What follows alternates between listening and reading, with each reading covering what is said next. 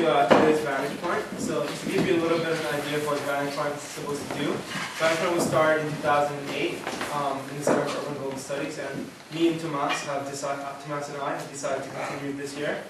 And we're basically just trying to expose things that students have done, especially abroad, that relate to the themes of urban global studies. And we think a lot of students here have done a lot of really cool stuff, but they don't necessarily get a way to show it to us or expose what they've done and generate new ideas. So that's why we've organized this Vantage Point series. And today we have a talk by Sarthak and Binay, and without hearing me talking, let's hear them talk.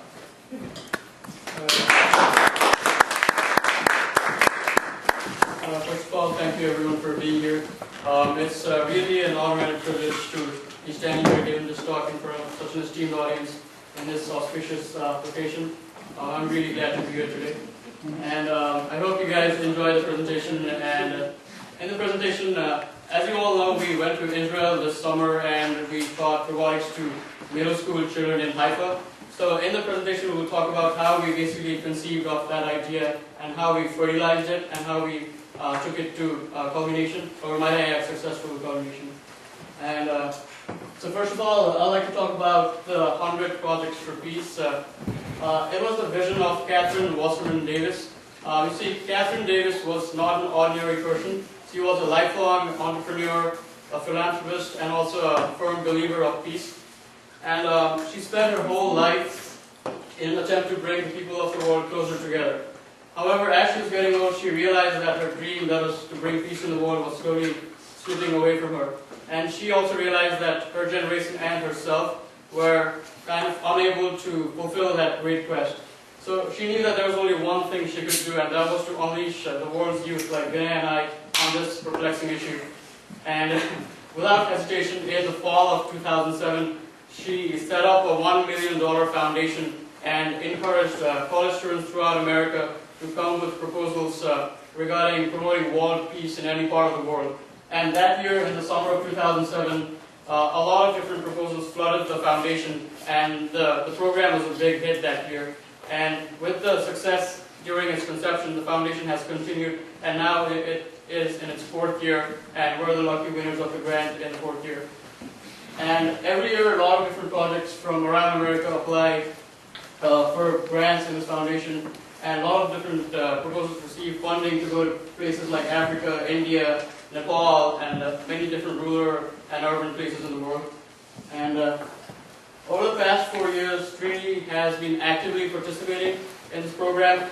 Ever since its conception in 2007, people from Trinity have been receiving grants from this program, starting with Peace Through a Community Approach to Solar Lighting in 2007, and Peace in Jail in Bolivia in 2008, Developing Peace Through Health Education in Zambia in 2009, and finally with the Rainwater Harvesting Project in India in 2010, and ourselves.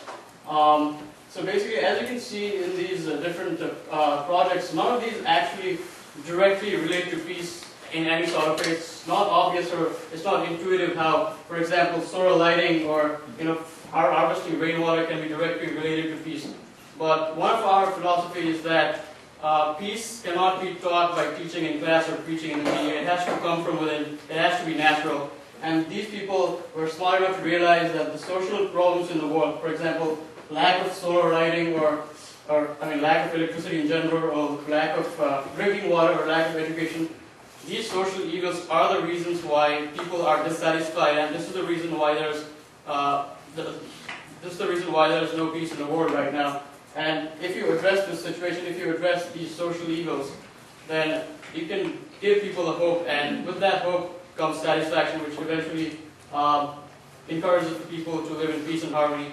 And similarly, by cultivating the value of teamwork and communication through robotics, we hope to bring the children of the world together.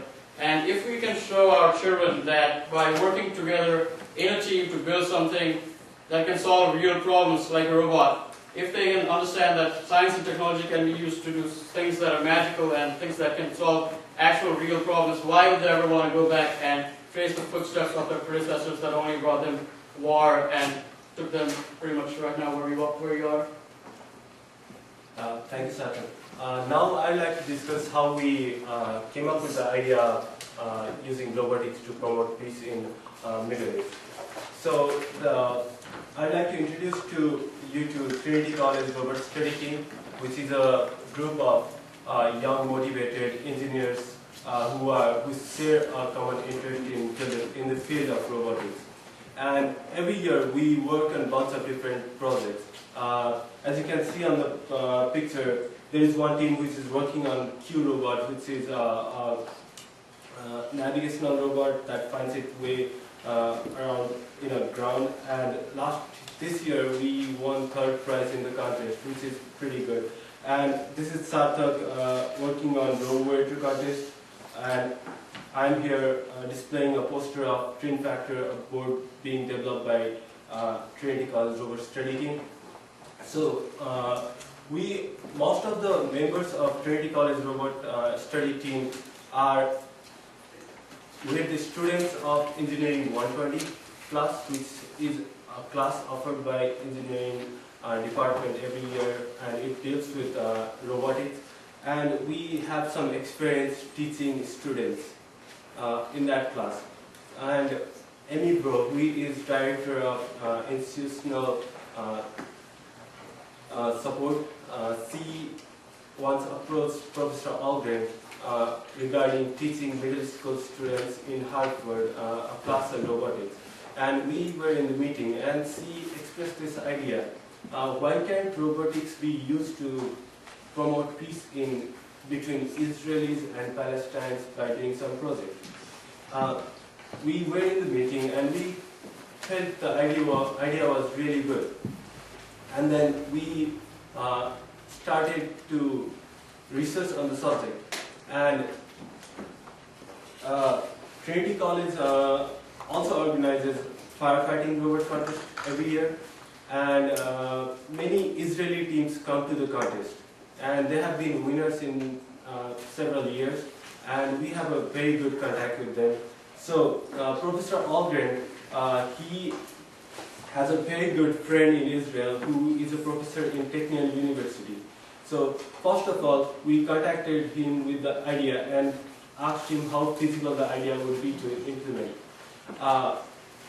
We learned from him that due to the problems in the border area, it is not quite possible to do the program for Israelis and Palestinian students, but he told us that there is some social problems between Arab-speaking population and Hebrew-speaking population. They usually do not interact with each other, and this program, he felt, would be a very good way to bring them together. And this was an issue with the Arab-speaking and the Hebrew-speaking community inside Israel, so we did not have to go outside of the border and try to bring Palestinians in, because that would probably be an hassle.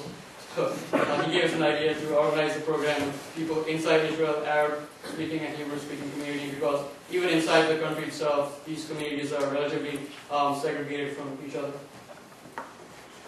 So after we decided we'll be working in Haifa city, and we'll be working with Arabic-speaking and Hebrew-speaking students, we had to choose a project that would reflect the humanitarian side of our whole project. So we decided what kind of competition should we organize. So one of the ideas we had was bringing the students together and making them work on religious icons. And they would be working on drawing icons using robots, and through that way, because they will be working on developing like Jewish religious icons and Arabic religious icons, they would get to know each other in a better way, and in the process they would learn some more about robotics. Although this idea has some humanitarian basis to it, we did not go with this idea because one of our aims was also to impart a holistic education in robotics to the children, and this idea does not talk about or does not include a complete approach to robotics.